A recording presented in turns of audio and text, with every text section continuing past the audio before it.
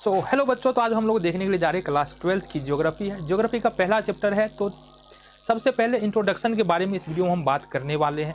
Geography क्या है ना।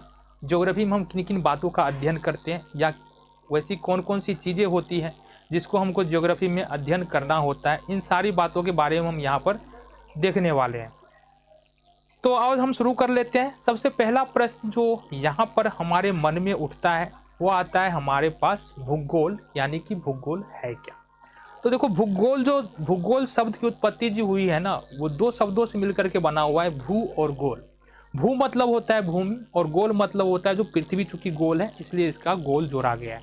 तो भूगोल का मतलब क्या हो जाता है? भूगोल का मतलब हो जाता है हमारे पास, भूगोल दो शब्दों से मिलकर के बना है। भू का मतलब होता है पृथ्वी और गोल का मतलब पृथ्वी के गोल आकार से।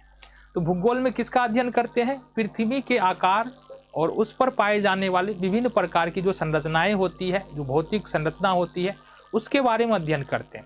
हालांकि भूगोल का जो अध्ययन का क्षेत्र है वो काफ़ी विस्तृत है, बहुत बड़ा क्षेत्र है।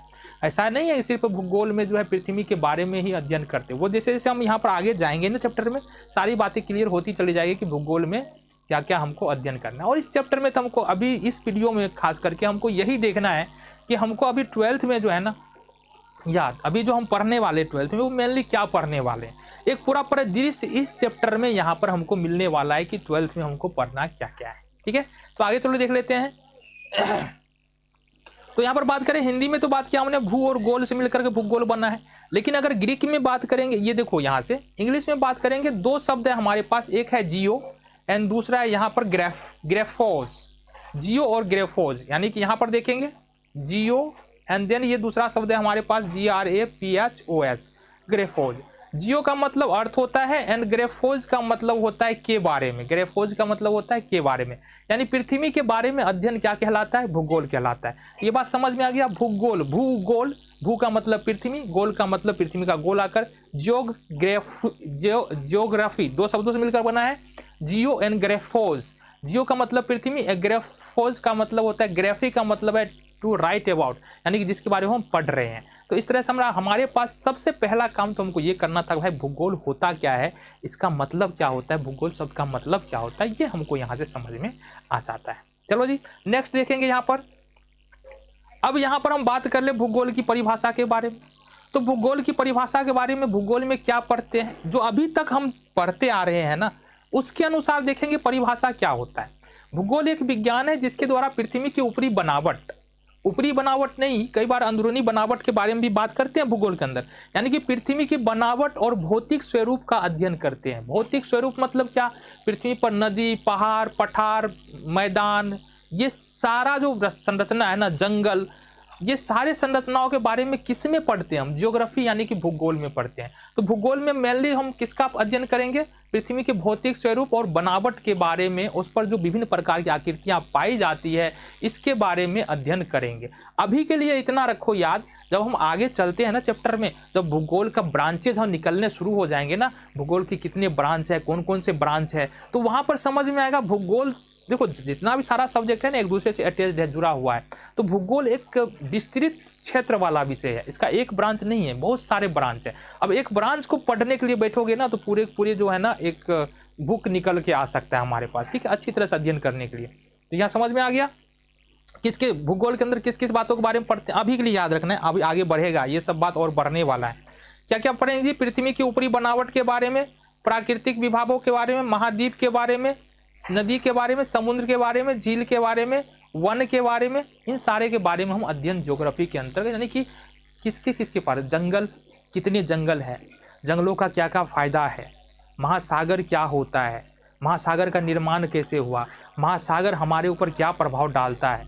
तो चलो जी आगे देख लेते हैं। यहाँ पर हम ये समझ में आ गया कि ज्योग्राफी में हमको पढ़ना क्या है। लेकिन देखो, जैसे जैसे आगे बढ़ेंगे ना, जैसे क्षेत्र ब्रांचेज बढ़ेंगे भूगोल में, भूगोल के ब्रांचेज आएंगे और भूगोल के अलग अलग ब्रांचों में फिर हमको समझ में आएगा कि हमको कितना ज़्यादा पढ़ना है, क्या क्या पढ़ना है हमको, और 11th में हमको क्या पढ़ना है ये भी पता चलेगा। अब यहाँ पर फादर्स ऑफ ज्योग्राफी की बात करेंगे, यानी कि ज्योग्राफी, भूगोल का पिता किसको बोला जाता है, या ये भी बात कर ले कि भूगोल शब्द या ज्योग्राफी शब्द का सर्वप्रथम उपयोग जो किया था वो किया था इरेटोस्थनीज ने। कौन किया था? इरेटोस्थनीज ने किया था। ठीक है, तो इसलिए इनको जो है फादर्स ऑफ ज्योग्राफी भी बोला जाता है। चलो जी आगे देख ले, बात कर ले। आगे क्या देखना है, क्या देखना है? भूगोल के अलग अलग क्षेत्र, यानी कि भूगोल का अध्ययन किन किन क्षेत्रों में किया जाता है, भूगोल कहाँ कहाँ पर है, कहाँ कहाँ पर हम भूगोल को पढ़ते हैं, इसके बारे में हम लोग और जरा बात कर लेते। कुछ बातें तो की है। भूगोल का अध्ययन सैन्य सेवाओं में किया जाता है, पर्यावरण प्रबंधन सैन्य सेवाओं में। अब इसके बारे में हम आगे जब जाएंगे तो वहाँ पर पढ़ने वाले सैन्य सेवाओं में किस प्रकार से भूगोल का प्रयोग किया जाता है। देखो ज्योग्राफी हमको क्या बताता है, ज्योग्राफी अब सैन्य सेवा में थोड़ा हम अंदाजा दे रहे हैं। ज्योग्राफी देखो मौसम के बारे में बताएगा, ठीक है। तो अगर मान लो कि कोई फाइटर प्लेन उड़ने वाला है तो वहाँ पर मौसम के बारे में जानकारी चाहिए होगा। मौसम के बारे में जानकारी कौन देगा? ज्योग्राफी देगा। तो यहाँ पर सैन्य सेवाओं में मौसम की जानकारी महत्वपूर्ण हो जाती है, यानी ज्योग्राफी महत्वपूर्ण हो जाता है। और भी ले सकते हैं, कहीं भी अगर मान लो सेना का कैंप लगाना है तो वहाँ पर वहाँ की ज्योग्राफिक स्थिति, यानी कि पर्वत है, पठार है, मैदान है, किस प्रकार की है, ये बहुत ज़्यादा महत्वपूर्ण हो जाता है। तो यहाँ पर भी यानी कि सैन्य सेवाओं में जो भी सेना संबंधी कार्य होते हैं वहाँ भी ज्योग्राफी का एक महत्वपूर्ण योगदान है। पर्यावरण प्रबंधन के एवं जल संसाधन, यहाँ देखो पर्यावरण हमारे आसपास में जो भी पेड़ पौधा जीव जंतु पाए जाते हैं उसको पर्यावरण कहते हैं, ठीक है। यानी कि सब जितना भी पड़ोसी है हम लोगों का जीव जंतु है, इस सब को मिला करके हम बोलते हैं पर्यावरण। अब यहाँ पर हमारे आसपास में जितने भी जीव जंतु पेड़ पौधे पाए जाते हैं इसको स्थिति को बनाए रखना, ठीक है, यानी खत्म होने नहीं देना। यानी जो भी जीव पाए जा रहे हैं, जो भी पेड़ पौधा पाए जा रहे हैं, जो भी स्थितियां हैं, उस स्थिति को बनाए रखना ही पर्यावरण प्रबंधन कहलाता है। तो अगर पर्यावरण के साथ छेड़छाड़ करते हैं हम, जैसे कि मान लो कि कोई जीव लुप्त हो रहा है, मान लो कि अगर सांप लुप्त हो रहा है या मेढक लुप्त हो रहा है तो सांप की स्थिति भी गायब होने लगेगी, सांप भी खत्म होने लगेगा। तो कहने का मतलब है पर्यावरण प्रबंधन जो है ना हमारे लिए बहुत ज़्यादा जरूरी है, और इसका अध्ययन भी हम ज्योग्राफी के अंदर ही करते हैं। साथ ही साथ मौसम विज्ञान मतलब वर्षा हो गया, ठंड हो गया, गर्मी हो गया, इसका अध्ययन भी है जो है हम ज्योग्राफी के अंदर ही करते हैं। साथ ही साथ पर्यटन, अब पर्यटन का मतलब होता है कि कहीं ऐसा जगह है जो दर्शनीय है, देखने लायक जगह है, वहाँ पर बहुत सारे लोग आते हैं, ठीक है। तो पर्यटन को ज्योग्राफी किस प्रकार से प्रभावित करती है? ज्योग्राफी का मतलब क्या है? देखो दिमाग में इतना रखो कि ज्योग्राफी का मतलब पर्वत, पठार, मैदान, खनिज, संसाधन, ये सारी ज्योग्राफी के अंदर आते हैं। तो पर्यटन में जो है ना इन सारे का क्या महत्व है, पर्यटन मतलब इन सारे का क्या महत्व है, इसका क्या योगदान है। साथ ही साथ जो है स्थान परिवर्तन, अगर एक जगह से दूसरे जगह जाएंगे, कोई लोग जाता है, स्थान परिवर्तन, आवास जो मानव का आवास है उसके बारे में भी हम ज्योग्राफी, आवास के बारे में, मानव और आवास के बारे में तो अध्ययन करते हैं, इसके बारे में भी हम ज्योग्राफी के अंतर्गत अध्ययन करते हैं। तो इस सारे बातों को हम ज्योग्राफी के अंतर जो है अध्ययन करते हैं, तो ये काफ़ी व्यापक विषय बन जाता है। अब भूगोल की शाखाओं की बात करेंगे, ब्रांचेज ऑफ ज्योग्राफी। भूगोल की मुख्य रूप से बहुत सारे बुक में 2 शाखाएँ दिया हुआ है, और 3 शाखाएँ मान सकते हैं। भूगोल की 3 शाखाएँ होती है। एक तो गणितीय भूगोल होता है, एक होता है भौतिक भूगोल, और एक होता है मानवीय भूगोल। तीनों को हम समझने की कोशिश करते हैं। गणितीय भूगोल तो अभी हमको पढ़ना नहीं है। गणितीय भूगोल का मतलब है, गणितीय भूगोल क्या करेगा, पृथ्वी का संबंध सूर्य, तारे, चंद्रमा, इन सारे से बताने में गणितीय भूगोल का प्रयोग किया जाता है। यानी कि आकाशीय पिंडों का अध्ययन, गणितीय भूगोल में किसका अध्ययन करेंगे जी? आकाशीय पिंडों का अध्ययन करेंगे। यानी जो भी ग्रह है, तारे हैं, चंद्रमा है, इन सारों का अध्ययन हम किस में करते हैं? गणितीय भूगोल में करते हैं। गणितीय भूगोल को हम ज्योतिष शास्त्र भी बोल सकते हैं। अगर गणितीय भूगोल पढ़ रहे हैं तो ज्योतिष के बारे में, यानी कि बोल सकते हैं फ्यूचर बताने में, भविष्यवाणी करने में, इस सब तरह के कार्य करने में हम निपुण हो सकते हैं गणितीय भूगोल के द्वारा, ठीक है। तो क्या क्या पढ़ते हैं जी? पृथ्वी और सौर जगत के अन्य ग्रहों और उपग्रहों आदि से संबंध बताया जाता है, किसमें? गणितीय भूगोल में। यानी हमारे पास 9 ग्रह है, बहुत सारे तारे हैं ब्रह्मांड में, ठीक है। तो इन सब का संबंध पृथ्वी के साथ बताया जाता है गणितीय भूगोल में। यानी गणितीय भूगोल में हम सौर मंडल के बारे में पढ़ते हैं, सौर मंडल के बाहर में कुछ जो तारे होते हैं उसके बारे में पढ़ते हैं, इसमें गणितीय भूगोल। और ज्योतिष शास्त्र के बारे में भी गणितीय भूगोल में हम पढ़ाई कर लेते हैं। समझ में आ गया जी? चलो आगे हम देख लेते हैं। आगे देखो भौतिक भूगोल क्या होता है। देखो भौतिक भूगोल मतलब पृथ्वी पर जो संरचनाएं पाई जाती है ना, संरचना मतलब जो बनावट पाया जाता है, जंगल पाया जाता है, पहाड़ पाया जाता है, पठार पाया जाता है, नदियाँ पाया जाता है, समुद्र पाया जाता है, ठीक है। तो ये जो संरचनाएं पाई जाती है ना, इनका जब अध्ययन करते हैं तो चूंकि ये भौतिक स्वरूप है, यानी कि भौतिक बनावट है, तो भौतिक बनावट मतलब जिसको हम देख सकते हैं उसको हम भौतिक या छू सकते हैं, भौतिक बनावट कहलाता है। तो ये भौतिक बनावट है। अब जिन भौतिक बनावट को पढ़ते हैं ना, तो वो ज्योग्राफी का ब्रांच भौतिक भूगोल कहलाता है, यानी पर्वत, पठार, मैदान, नदियाँ, इन सब के बारे में जब अध्ययन करेंगे तो भूगोल की वह शाखा हमारा भौतिक भूगोल कहलाएगा। आई होप समझ में आया ना। भूगोल की शाखा में पृथ्वी भौतिक रूप का वर्णन किया जाता है, जैसे नदी, पहाड़, देश, नगर, समुद्र, इन सभी का अध्ययन किया जाता है। पहले ही बता दी, डिफिनीशन बाद में आ रहा है ना। चलो जी नेक्स्ट देख लेते हैं, मानव भूगोल। अब ये तो हमको इस चैप्टर में पढ़ना ही है। ये जो चैप्टर अभी हम शुरू करने वाले हैं, आज खैर इंट्रोडक्शन वीडियो है, ये जो चैप्टर हम शुरू करने वाले हैं मानव भूगोल, हमको इसमें मेनली यही मानव भूगोल के बारे में ही पढ़ना है। अच्छा, मानव भूगोल में पढ़ते क्या है? मानव भूगोल में पढ़ते हैं हम लोग पर्यावरण, यानी या बोल लो प्रकृति। प्रकृति मतलब पेड़ पौधे, जंगल, जीव जो है हमारे आसपास, इसको मानव किस प्रकार प्रभावित कर रहा है, मानव किसको इस पर, मानव इन जीवों पेड़ पौधों को किस प्रकार प्रभावित कर रहा है। मतलब प्रकृति को मानव कैसे प्रभावित कर रहा है, मानव को प्रकृति कैसे प्रभावित कर रहा है, मानव और प्रकृति के बीच में क्या संबंध है, ठीक है। और यह किस प्रकार ये संबंध जरूरी है, क्यों जरूरी है, क्या संबंध होता है, इन सारी बातों को हम लोग मानव भूगोल के अंतर्गत पढ़ते हैं, ठीक है। तो मानव भूगोल में कैसे पढ़ेंगे, जैसे अगर उदाहरण से समझे तो हमको खाना कहाँ से मिलता है, हमको खाना मिलता है पेड़ पौधे और दूसरे जीवों से खाना प्राप्त करते हैं। तो यहाँ दूसरे जीवों के साथ, पेड़ पौधे के साथ हमारा संबंध हो गया। अगर पेड़ पौधा नहीं रहेगा तो खाना नहीं ले सकते हैं। तो इस प्रकार से यही संबंध, अब ये एक संबंध हमने बताया, इस प्रकार के बहुत सारे संबंध हो सकते हैं मानव और पर्यावरण के बीच में। अलग अलग जरूरत के लिए अलग अलग संबंध हो सकते हैं, ठीक है। तो मानव और प्रकृति के बीच का अध्ययन किया जाता है मानव भूगोल के अंदर। अब यहाँ पर हमारे पास निकल के आते हैं ब्रांचेज ऑफ ह्यूमन ज्योग्राफी, मानव भूगोल की शाखाएं। इसके बारे में हमको पढ़ना है, मानव भूगोल की कितनी शाखाएं। तो सबसे पहले देखेंगे कुल मिला के 8-9 शाखाएं हैं मानव भूगोल की। इसके बारे में हम देख लेंगे एक एक करके। आर्थिक भूगोल है, राजनीतिक भूगोल है, जनसंख्या भूगोल है, सांस्कृतिक भूगोल है, कृषि भूगोल है, परिवहन भूगोल है, एंड देन पर्यटन भूगोल है। ये हमारे पास यहाँ पर तो 7 है, 1-2 और हो सकते हैं, ठीक है। तो मेनली 7 समझो, अभी 7 को हमको जान लेना है। मानव भूगोल के जो भी हमारे पास 7 भाग है। चलो जी देख लिया आगे। आर्थिक भूगोल क्या कहते हैं? जाहिर सी बात है, आर्थिक मतलब धन संबंधी।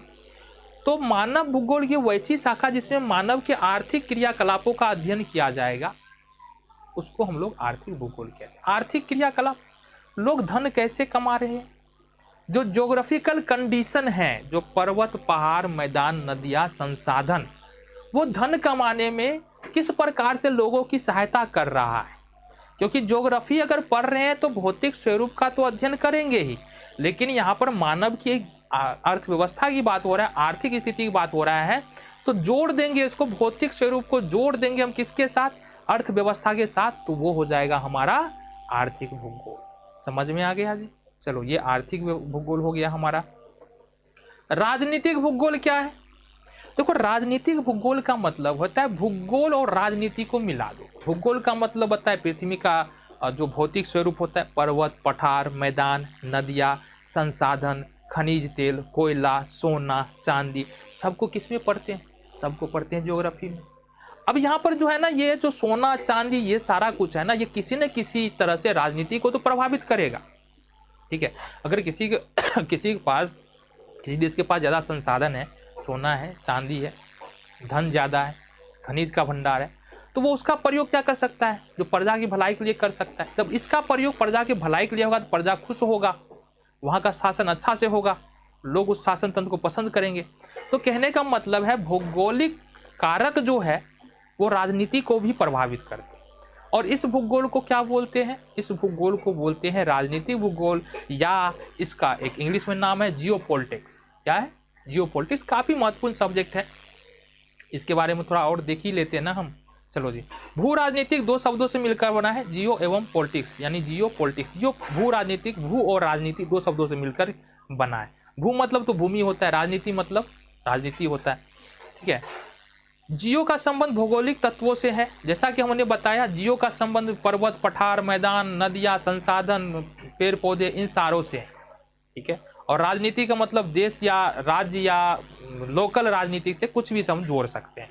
ठीक है, तो राजनीतिक और आर्थिक विकास में भूगोल की क्या योगदान है, इसमें पढ़ते क्या है कि राजनीतिक और आर्थिक विकास में भूगोल का क्या योगदान है। भूगोल में पढ़ेंगे खनिज के बारे में, तेलों के बारे में, नदी के बारे में, पठार के बारे में। तो इन सारे का योगदान जो है वो राजनीति में क्या है या आर्थिक में क्या है, आर्थिक स्थिति को सुधारने में क्या है, इस सब का अध्ययन हम राजनीतिक भूगोल के अंदर करते हैं। आगे देखेंगे जी। आगे हमारे पास जनसंख्या भूगोल। अब देखो जनसंख्या भूगोल में क्या पढ़ते हैं, जाहिर सी बात है जनसंख्या भूगोल में मानव की जनसंख्या के बारे में पढ़ते हैं, साथ ही साथ लिंग अनुपात पढ़ते हैं, कितना महिला कितना पुरुष, इसके बारे में पढ़ते हैं। साथ ही साथ जनसंख्या संरचना के बारे में पढ़ते हैं, कंस्ट्रक्शन के बारे में कि किस उम्र के कौन कौन से व्यक्ति, यानी बच्चों की संख्या, अगर मान लो 100 की जनसंख्या है किसी देश की, तो बच्चों की संख्या क्या है, बूढ़ों की संख्या क्या है, युवकों की संख्या क्या है, जिसको जनसंख्या संरचना बोलते हैं, इसके बारे में पढ़ते हैं जनसंख्या भूगोल में। ठीक है, लिंग अनुपात के बारे में पढ़ते हैं, साथ ही साथ मानवीय आवासों के बारे में पढ़ते हैं। इन सब का अध्ययन जनसंख्या भूगोल के अंतर्गत करते हैं। ठीक है, आगे देखो सांस्कृतिक भूगोल। अब यहाँ पर थोड़ा सा समझ लेना है कि सबसे पहले संस्कृति होता क्या है। संस्कृति, ये जो है ना संस्कृति विषय, ये एक बहुत बड़ा टॉपिक है, बहुत अगर पढ़ना शुरू करें तो बहुत लंबा चलने वाला टॉपिक है, लेकिन मोटा मोटी समझा दे रहे हैं कि संस्कृति क्या होता है। संस्कृति होता है किसी भी देश के अंदर किसी खास समूह के व्यक्तियों में जो गुण पाया जाता है ना जीवन को जीने के लिए, उसको हम लोग क्या कहते हैं, उसको हम लोग बोलते हैं संस्कृति। जैसे भारतीय लोगों के अंदर अलग प्रकार, जैसे भारतीय लोगों के अंदर मदद करने का गुण होता है तो वो उसकी संस्कृति है। ठीक है, भारतीय लोगों के अंदर प्यार से बात करने का गुण होता है तो वो उसकी संस्कृति है। तो ये गुण जो है ना भारतीय लोगों के अंदर जो है एक दिन में नहीं आया होगा, जाहिर सी बात है एक पीढ़ी से दूसरे पीढ़ी में आया है, यानी कि वैसा गुण जो पीढ़ी दर पीढ़ी ट्रांसफर होता जाता है और जमा होता जाता है, हर पीढ़ी में नया गुण आता जाता है, उसको हम लोग संस्कृति बोलते हैं। इसका परिभाषा भी दिया होगा, आगे बात करेंगे। तो मानव भूगोल की वैसी शाखा जिसमें विश्व में पाई जाने वाली विभिन्न संस्कृतियों का पर्यावरण के साथ उनके संबंधों का अध्ययन किया जाता है। यानी कि अब देखो संस्कृति में क्या पढ़ेंगे, मानव समाज की जो संस्कृति है अलग अलग देशों में, उस संस्कृति के वजह से भूगोल किस प्रकार प्रभावित हो रहा है, पर्वत, पठार, मैदान, नदियाँ किस प्रकार प्रभावित हो रहा है, साथ ही साथ पर्वत, पठार, मैदान, नदियाँ, खनिज, संसाधन की वजह से संस्कृति किस प्रकार प्रभावित हो रहा है, मानव की संस्कृति किस प्रकार से प्रभावित हो रहा है, इसका अध्ययन हम करेंगे किसमें, सांस्कृतिक भूगोल में। समझ में आ गई? चलो जी। अब देखो यहाँ से संस्कृति का मतलब दिया है, थोड़ा देख लें हम। एक सामाजिक रीति रिवाज जो किसी समाज में एक पीढ़ी से दूसरी पीढ़ी में विरासत में मिलते हैं, उन्हें के सामूहिक रूप से संचयन को संस्कृति कहते हैं। जो भी हमारे समाज की रीति रिवाज होता है, बोलचाल होता है, मान सम्मान होता है, जो भी अच्छे गुण होते हैं, ये एक पीढ़ी से दूसरे पीढ़ी तक चला जाता है और इसी को हम लोग क्या बोलते हैं, संस्कृति बोलते हैं। ठीक है, आगे देख लेंगे।